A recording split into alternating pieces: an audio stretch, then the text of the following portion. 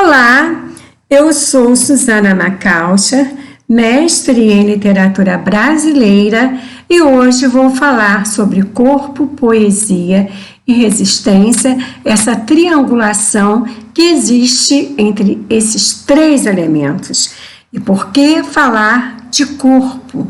O corpo traduz as nossas necessidades, a nossa alma, a nossa vida, traduz todas as nossas emoções, todas as nossas ansiedades, nossos desejos e necessidades. Ao mesmo tempo, o corpo é alvo de estudo de todos os cientistas, de historiadores, dos poetas, está na arena das discussões em grande parte do segmento de estudos humanos.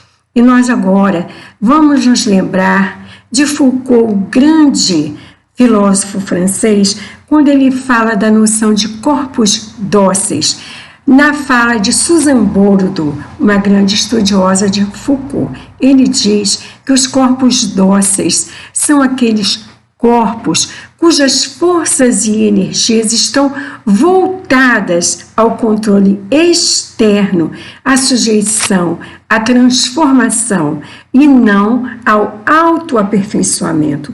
Então, os corpos dóceis estão voltados às demandas externas e não às suas demandas internas. E ele fala também dos corpos obedientes. Então, estão sujeitos às disciplinas rigorosas sobre a dieta, maquiagem, vestuário, que são pessoas convertidas para o social e não para a automodificação e o autoaperfeiçoamento. Nesse contexto, nós vamos apresentar duas autoras brasileiras, são poetas femininas, voltadas para a escrita feminista, e uma delas é Angélica Freitas, com seu livro Um Útero é do Tamanho de um Punho, publicado pela Companhia das Letras. A outra autora, Jennifer Nascimento, ela vem com Terra Fértil. Este livro é fruto de um coletivo de mulheres, é uma discussão coletiva de mulheres negras que vem da periferia de São Paulo. Vamos nos ater agora a um poema de Freitas, Angélica Freitas. Ela nos fala sobre a questão da discriminação das diferenças na pessoa da mulher gorda, baseada naquela cantiga. Um elefante incomoda muita gente, dois elefantes incomodam muito mais. Aquela cantiga bem antiga. Então vamos lá. A mulher gorda. Uma mulher gorda incomoda muita gente. Uma mulher gorda e bêbada incomoda muito mais. Uma mulher gorda é uma mulher suja. Uma mulher suja incomoda muito mais. Uma mulher limpa, rápido, uma mulher limpa. Então, o que faz Angélica Freitas aqui? Ela se apropria de uma cantiga popular que está há muito tempo no imaginário e ela ressignifica o conteúdo desta cantiga, fazendo uma sátira aos discursos que estão institucionalmente estabelecidos. E ela faz uma paródia, colocando em evidência o padrão cultural de beleza que está vigente no imaginário. E aí o que acontece? Eu quero trazer para vocês aqui a discussão que este padrão de beleza possui um caráter cultural que é também relativo à época em que ele é produzido, relativo aos costumes, relativos ao sistema de produção de bens e serviços e à cultura que é desenvolvida naquela época. Por exemplo, Vênus de Willendorf é esta figura que foi descoberta, uma escultura, é uma escultura, na verdade, de 3.000 anos antes de Cristo, por antropólogos que faziam uma escavação nessa região. Esta figura representa o padrão de beleza da época, por isso foi chamada de Vênus. E ela tem aqui a característica de um ventre muito farto, colocado em evidência, assim como os seios, e as outras partes do corpo são praticamente irrelevantes. Isso nos mostra o que é colocado em evidência e que é valorizado para aquela época, que são aqui os seios e a barriga, mostrando a valorização da função materna, da função de reprodução, da capacidade de gerar filhos e de manter aquela comunidade viva. Em contrapartida, trazendo aqui para a nossa época, nós temos aqui um artista Spinelli, Miro Spinelli, em 2015, é um artista trans em praça pública nas principais cidades do Brasil. Ele aqui está em São Paulo nesse momento fazendo uma performance para criar um movimento de oposição ao discurso vigente do que é belo, que seria o magro. Ele põe aqui o corpo gordo, é para todos os efeitos um corpo indesejável.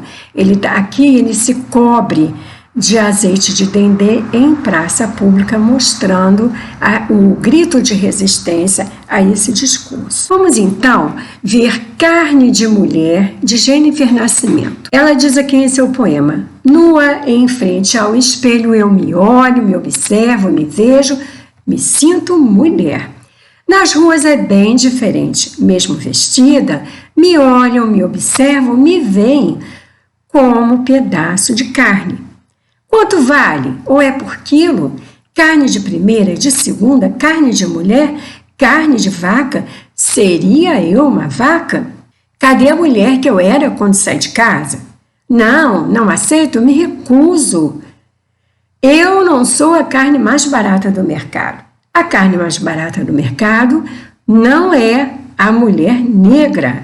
Então, o que vemos aqui é uma questão de formação de identidade. Vamos a Stephanie Ribeiro e o que ela diz. É preciso entender que ser mulher negra, lutando contra o racismo e o machismo, não é uma escolha, é uma questão de necessidade, dada a forma como essa história marca nossos corpos e nossas realidades. O anseio por uma liberdade floresce numa sociedade que mantém nós, negras, num lugar de subalternidade e exploração.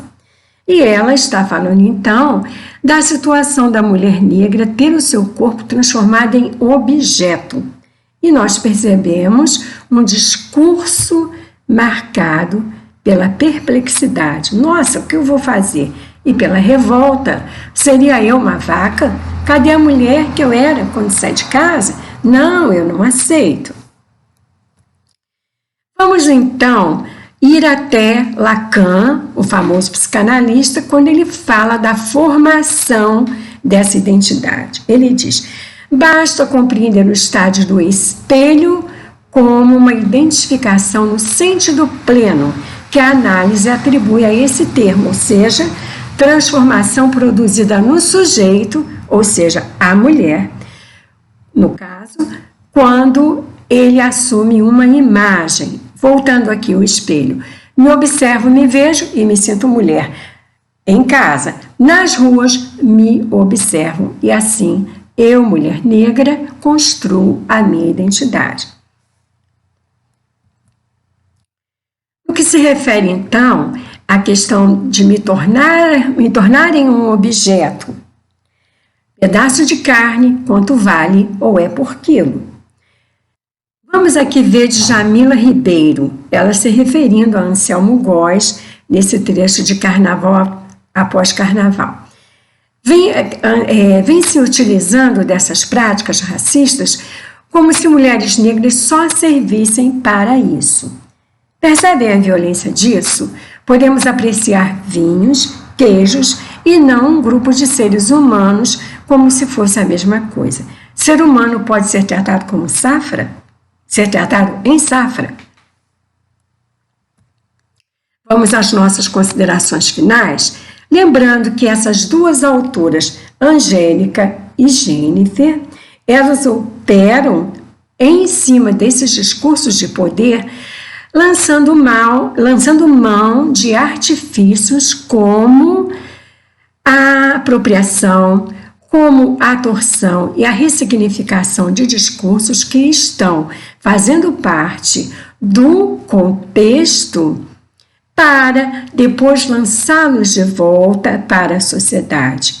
E que isto é a forma em que elas encontraram de fazer a sua forma de resistência, de modo que a sua poesia adquira um contexto político e estético.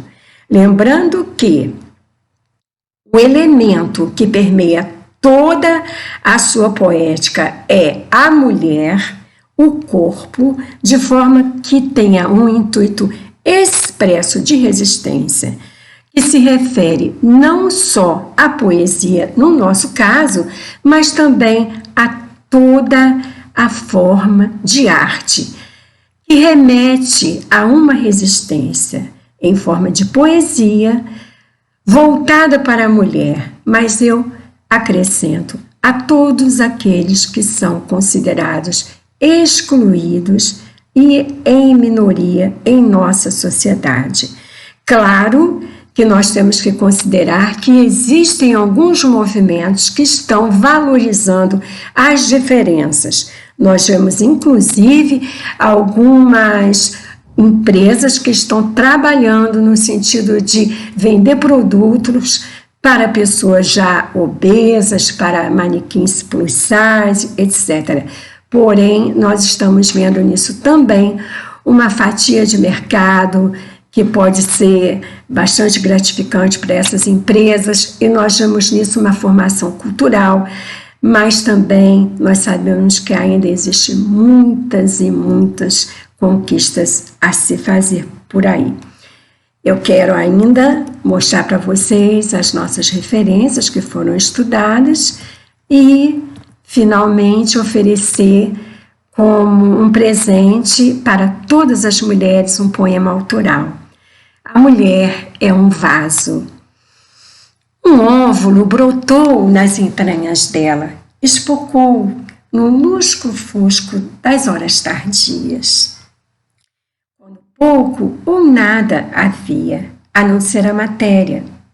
Ela sentiu, ela sabia, porque ficou inchada, molhada, não daquela água salgada que enche os mares ou a bebem os homens, mas da invisível fluidez de onde abrolham os mortais, o tudo, o nada. E assim eu deixo o meu abraço e o meu muito obrigada.